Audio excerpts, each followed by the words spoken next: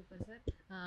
Big ಬಾಸಿಂದ ಹೊರಗೆ ಬಂದರೆ okay, ಆಕ್ರೋಶ ಎಲ್ಲ ಕಮ್ಮಿ ಮಾಡೋಣ. ಬಟ್ ನಿಮ್ಮ ಹೋರಾಟ ಇದು ಖಂಡಿತ ನಮ್ಮ ಸಪೋರ್ಟ್ ಕೂಡ ಇದೆ. ಯಾಕಂದರೆ ಇದು ನಾವೆಲ್ಲರೂ ದಿನ ಬೆಳಗಾದರೆ ಹೌದು. ಫೇಸ್ ಮಾಡ್ತಿರುವಂತಹ ಬಹುದೊಡ್ಡ ಮಹಾಮಾರಿ ಅಂತಲೇ ಹೇಳ್ಬೋದು. ಅದಕ್ಕೆ ಕಡಿವಾಣ ಬೀಳಬೇಕು. ಪ್ರತಿಯೊಬ್ಬರು ಕೂಡ ಏನೋ ಒಂದು ಟೈಪ್ ಮಾಡ್ತಿದ್ದೀವಿ ಅಂದ್ರೆ ಹೆದರ್ಕೊಬೇಕು. ಆ ಥರ ಒಂದು ಹವಾ ಕ್ರಿಯೇಟ್ ಆಗಬೇಕು. ನೀವು ಅದನ್ನು ಮುನ್ನಡೆಸಿ ಬಿಗ್ ಬಾಸಿಂದ ಹೊರಗೆ ಬಂದಿದ್ದೀರಾ. ಹೊರಗೆ ಬಂದ ಬಳಿಕ ಲೈಫ್ ಹೆಂಗೆ ಚೇಂಜ್ ಆಯಿತು, ಏನು ಮಾಡ್ತಾ ಇದ್ದೀರಾ ಅಂತ ಹೇಳಿ? ಆ, ಮೊದಲನೇದು ಆ ವೇದಿಕೆ ಸಿಕ್ಕಿದ್ದು ನಮ್ಮ ಭಾಗ್ಯ.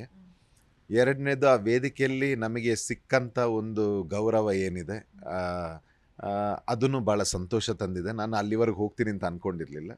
ಸೊ ಜನಗಳು ಇವತ್ತೇನು ಧ್ರುವ ಧ್ರುವ ಧ್ರುವ ಅಂತ ಧ್ರುವಂತಂತ ಒಂದೇನು ಪ್ರೀತಿ ಕೊಡ್ತಾ ಇದ್ದಾರೆ, ಅದು ಸಂತೋಷ. ಸೊ ಅದು ಮುಗಿದ ತಕ್ಷಣ ನಾವು ನಮ್ಮ ರೆಗ್ಯುಲರ್ ಲೈಫಿಗೆ ಈಗ ಬಂದಿದ್ದೀವಿ. ನಮ್ಮ ಆ್ಯಕ್ಟಿಂಗ್ ಯಾವ ಪ್ರೊಜೆಕ್ಟ್ಗಳು ಒಳ್ಳೆ ಪ್ರೊಜೆಕ್ಟ್ ಸಿಗಲಿ. ಸಿನಿಮಾ ಕಡೆ ಸ್ವಲ್ಪ ಈಗ ಸಿನಿಮಾ ತುಂಬ ಮಾರ್ಕೆಟ್ ಡೌನ್ ಇದೆ.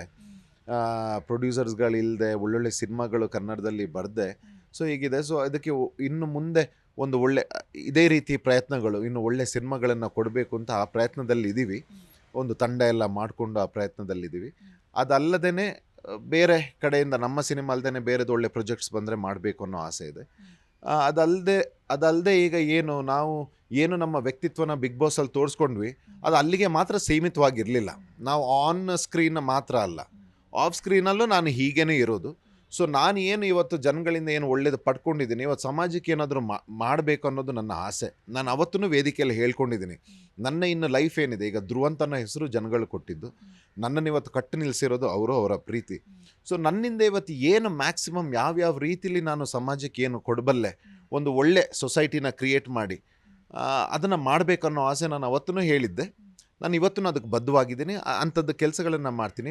ಇವತ್ತು ಬರೀ ಈ ಸೋಷಲ್ ಮೀಡಿಯಾ ಚಪ್ರಿಗಳು, ಈ ಬ್ಯಾಡ್ ಟ್ರೋಲರ್ಸ್, ಈ ಕೆಟ್ಟ ವಿಕೃತಿ ಮನಸ್ಸಿರೋರ್ಗೆ ಮಾತ್ರ ಅಲ್ಲ, ಯಾವುದೇ ನೆಕ್ಸ್ಟ್ ನಮ್ಮ ಸಮಾಜದಲ್ಲಿ ಒಂದು ಆ್ಯಂಟಿ ಸೋಷಲ್ ಅಂತ ಅನ್ನಿಸ್ದಾಗ ಅದರದ್ದು ಮೊದಲನೇ ಧ್ವನಿ ನಾನು ಆಗಿರ್ತೀನಿ ಅನ್ನೋದು ಒಂದು ನಾನು ಹೇಳಲಿಕ್ಕೆ ಇಷ್ಟಪಡ್ತೀನಿ. ಅದ್ರ ಜೊತೆಗೆ ಏನು ಕಲಾಸೇವೆ ಮಾಡ್ಕೊಂಡು ಬಂದಿದ್ದೀನಿ ಅದನ್ನ. Super sir.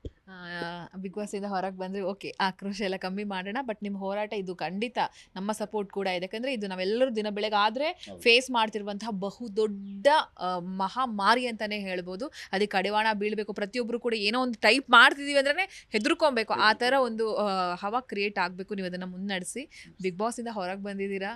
ಹೊರಗೆ ಬಂದ ಬಳಿಕ ಲೈಫ್ ಹೆಂಗೆ ಚೇಂಜ್ ಆಯಿತು, ಏನು ಮಾಡ್ತಾ ಇದ್ದೀರಾ ಅಂತ ಹೇಳಿ? ಆ, ಮೊದಲನೇದು ಆ ವೇದಿಕೆ ಸಿಕ್ಕಿದ್ದು ನಮ್ಮ ಭಾಗ್ಯ. ಎರಡನೇದು ಆ ವೇದಿಕೆಯಲ್ಲಿ ನಮಗೆ ಸಿಕ್ಕಂಥ ಒಂದು ಗೌರವ ಏನಿದೆ, ಅದನ್ನು ಭಾಳ ಸಂತೋಷ ತಂದಿದೆ. ನಾನು ಅಲ್ಲಿವರೆಗೆ ಹೋಗ್ತೀನಿ ಅಂತ ಅಂದ್ಕೊಂಡಿರಲಿಲ್ಲ. ಸೊ ಜನಗಳು ಇವತ್ತೇನು ಧ್ರುವ ಧ್ರುವ ಧ್ರುವ ಅಂತ ಧ್ರುವಂತಂತ ಒಂದೇನು ಪ್ರೀತಿ ಕೊಡ್ತಾ ಇದ್ದಾರೆ, ಅದು ಸಂತೋಷ. ಸೊ ಅದು ಮುಗಿದ ತಕ್ಷಣ ನಾವು ನಮ್ಮ ರೆಗ್ಯುಲರ್ ಲೈಫಿಗೆ ಈಗ ಬಂದಿದ್ದೀವಿ. ನಮ್ಮ ಆ್ಯಕ್ಟಿಂಗ್ ಯಾವ ಪ್ರೊಜೆಕ್ಟ್ಗಳು ಒಳ್ಳೆ ಪ್ರೊಜೆಕ್ಟ್ ಸಿಗಲಿ. ಸಿನಿಮಾ ಕಡೆ ಸ್ವಲ್ಪ ಈಗ ಸಿನಿಮಾ ತುಂಬ ಮಾರ್ಕೆಟ್ ಡೌನ್ ಇದೆ. ಪ್ರೊಡ್ಯೂಸರ್ಸ್ಗಳಿಲ್ಲದೆ ಒಳ್ಳೊಳ್ಳೆ ಸಿನಿಮಾಗಳು ಕನ್ನಡದಲ್ಲಿ ಬರದೆ ಸೊ ಹೀಗಿದೆ. ಸೊ ಅದಕ್ಕೆ ಇನ್ನು ಮುಂದೆ ಒಂದು ಒಳ್ಳೆ ಇದೇ ರೀತಿ ಪ್ರಯತ್ನಗಳು, ಇನ್ನು ಒಳ್ಳೆ ಸಿನಿಮಾಗಳನ್ನು ಕೊಡಬೇಕು ಅಂತ ಆ ಪ್ರಯತ್ನದಲ್ಲಿ ಇದ್ದೀವಿ. ಒಂದು ತಂಡ ಎಲ್ಲ ಮಾಡಿಕೊಂಡು ಆ ಪ್ರಯತ್ನದಲ್ಲಿದ್ದೀವಿ. ಅದಲ್ಲದೇ ಬೇರೆ ಕಡೆಯಿಂದ ನಮ್ಮ ಸಿನಿಮಾ ಅಲ್ಲದೆ ಬೇರೆದು ಒಳ್ಳೆ ಪ್ರೊಜೆಕ್ಟ್ಸ್ ಬಂದರೆ ಮಾಡಬೇಕು ಅನ್ನೋ ಆಸೆ ಇದೆ. ಅದಲ್ಲದೆ ಈಗ ಏನು ನಮ್ಮ ವ್ಯಕ್ತಿತ್ವನ ಬಿಗ್ ಬಾಸಲ್ಲಿ ತೋರಿಸ್ಕೊಂಡ್ವಿ, ಅದು ಅಲ್ಲಿಗೆ ಮಾತ್ರ ಸೀಮಿತವಾಗಿರಲಿಲ್ಲ. ನಾವು ಆನ್ ಸ್ಕ್ರೀನ್ ಮಾತ್ರ ಅಲ್ಲ, ಆಫ್ ಸ್ಕ್ರೀನಲ್ಲೂ ನಾನು ಹೀಗೇ ಇರೋದು.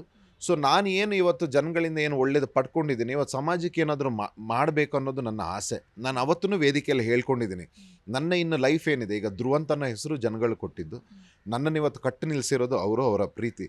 ಸೊ ನನ್ನಿಂದ ಇವತ್ತು ಏನು ಮ್ಯಾಕ್ಸಿಮಮ್ ಯಾವ್ಯಾವ ರೀತಿಲಿ ನಾನು ಸಮಾಜಕ್ಕೆ ಏನು ಕೊಡಬಲ್ಲೆ, ಒಂದು ಒಳ್ಳೆ ಸೊಸೈಟಿನ ಕ್ರಿಯೇಟ್ ಮಾಡಿ ಅದನ್ನು ಮಾಡಬೇಕನ್ನೋ ಆಸೆ ನಾನು ಅವತ್ತೂ ಹೇಳಿದ್ದೆ. ನಾನು ಇವತ್ತೂ ಅದಕ್ಕೆ ಬದ್ಧವಾಗಿದ್ದೀನಿ. ಅಂಥದ್ದು ಕೆಲಸಗಳನ್ನು ಮಾಡ್ತೀನಿ. ಇವತ್ತು ಬರೀ ಈ ಸೋಷಲ್ ಮೀಡಿಯಾ ಚಪ್ರಿಗಳು, ಈ ಬ್ಯಾಡ್ ಟ್ರೋಲರ್ಸ್, ಈ ಕೆಟ್ಟ ವಿಕೃತಿ ಮನಸ್ಸಿರೋರ್ಗೆ ಮಾತ್ರ ಅಲ್ಲ, ಯಾವುದೇ ನೆಕ್ಸ್ಟ್ ನಮ್ಮ ಸಮಾಜದಲ್ಲಿ ಒಂದು ಆ್ಯಂಟಿ ಸೋಷಲ್ ಅಂತ ಅನ್ನಿಸ್ದಾಗ ಅದರದ್ದು ಮೊದಲನೇ ಧ್ವನಿ ನಾನು ಆಗಿರ್ತೀನಿ ಅನ್ನೋದು ಒಂದು ನಾನು ಹೇಳಲಿಕ್ಕೆ ಇಷ್ಟಪಡ್ತೀನಿ.